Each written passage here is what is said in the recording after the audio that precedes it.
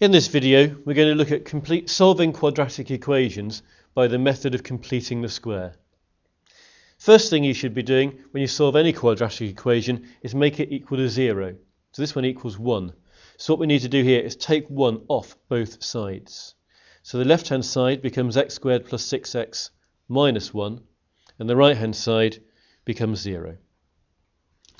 Now what you do next, you always look at this, however many x's there are. So you look at the coefficient of x, the number and the sign in front of the x. And whatever that is, you always halve it. Now half of that is plus 3. I'm going to write that down. And with that plus 3, you always put an x, and you put it in brackets, and you square it. So you always write down here x in brackets with a squared, and then half of that amount goes in here.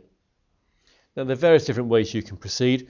The way that I've taught my group this year is to do this. We now work out this, x plus 3 squared, which means x plus 3 times by x plus 3. If we multiply that out, whichever way you want to multiply that out, and there is a video on YouTube under our account, I think it's Algebra Part 4, if you look at that it's multiplying brackets together.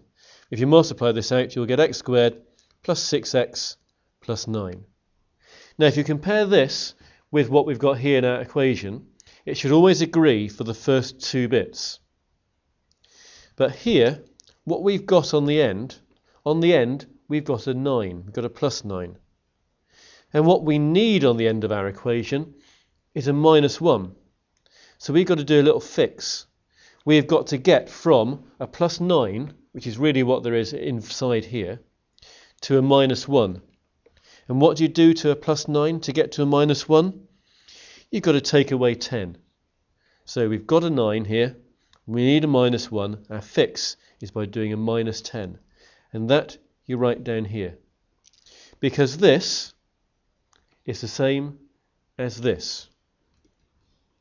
X squared plus 6x plus 9 minus 10, which is what this is when you multiply it out, is the same as what we have here. X squared plus 6x minus 1. The plus 9 and the minus 10 make that minus 1. From this stage it's nice and easy. You just shift this thing here. You get rid of it. How do you get rid of a minus 10? By adding 10. So we'll add 10 to both sides. The minus 10 will go on the left. I will have a 10 over on the right. Next thing you always do is square root. If I square root the left, I get x plus 3. If I square root the right, I get the square root of 10. Remember, particularly at higher level in GCSE, you always need to put a plus and a minus there. It could be minus the square root of 10 or plus the square root of 10. Next thing you do, and we're trying to get x on its own, is shift that, get rid of that. And we do that by taking 3 off each side. So effectively we have a minus 3 here on the right, as well as the plus or minus root 10. And it's this bit here that gives us our answers. Either x is minus 3 plus the square root of 10, that's using the top sign, or it's minus 3 minus the square root of 10. And you just plug those into your calculator and you will get your two answers. Putting this one in your calculator, you should get 0.16. Putting this one into your calculator, you should get minus 6.16. And both of those I've done to 2 decimal places. So we'll now have another example of going through this process. Our next example is x squared minus 8x plus 3 equals 0.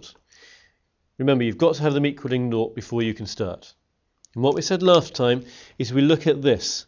We look at the coefficient, that's the number in front of the x, and we halve it. If you halve minus 8, you get minus 4. That goes in the bracket, and x goes in front of it, and you square it. And then over on the side, you work that out, because x minus 4 all squared means x minus 4 times x minus 4. If you multiply that out whichever way you want to, you will get x squared minus 8x plus 16, which isn't what we've got up here. It differs in the last bit. The first two bits are the same, but on the end we've got a plus 16. And on the end, we need a plus 3. So we've got to do a fix. How do we get from 16 to 3? We do a minus 13. So I've got to put that fix on here so that these two lines are equal. Because now if you multiply this out and take the 13 off, this will equal this one up here. Then at this stage, next thing to do is to shift that 13, that minus 13. If it's a minus on one side, it'll be a plus on the other. What I've really done there is added 13 to both sides, and if you want to think of it like that, that's fine. Next thing you do is you always square root. If you square root x plus 4 squared, the squared just disappears. You're just left with x plus 4. Over on this side, square root 13, remember to put your plus and minus in. So the next thing you need to do is get rid of the minus 4. If it's a minus 4 on this side, it'll be a plus 4 on the other side. So I can change the minus 4 on the left to a normal 4, plus 4 on the right, and I get 4 plus or minus the square root of 13. So my answers will come from 4 plus the square root of 13, or 4 minus the square root of 13. And I just need to do those two on my calculator to get my answer. I will get two answers, which is what you usually get with quadratics. The first one, as a decimal, is 7.61 to 3 significant figures. And the second one, as a decimal, is 0.394 to 3 significant figures. So that is what you do for solving equations by completing the square.